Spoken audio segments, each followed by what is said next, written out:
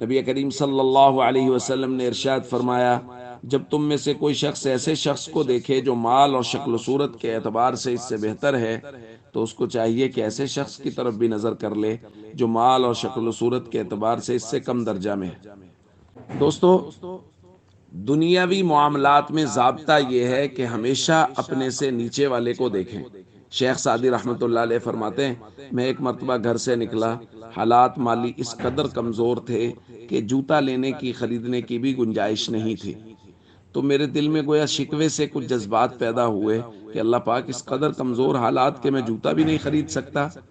تو فرماتے تھوڑا سا آگے چلا تو میں نے دیکھا ایک شخص ہے جس کے پاؤں ہی نہیں ہے اور وہ زمین پہ گھسٹ رہا ہے۔ تو میں نے اللہ کا شکر ادا کیا کہ اللہ،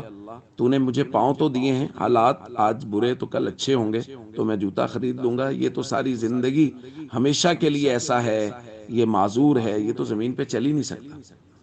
تو دنیاوی معاملات میں ہمیشہ اپنے سے نیچے والے کو دیکھیں، اور دینی معاملات میں ضابطہ یہ ہے کہ اپنے سے اوپر والے کو دیکھیں۔ میں سوچ رہا ہوں کہ میں نے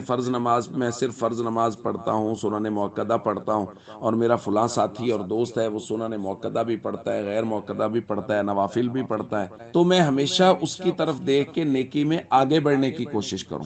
تو دنیاوی معاملات میں اپنے سے نیچے والے کو دیکھیں تاکہ شکر کے جذبات پیدا ہوں، اور دین کے معاملات میں اپنے سے اوپر والے کو دیکھیں تاکہ نیکی کی رغبت اور شوق پیدا ہو۔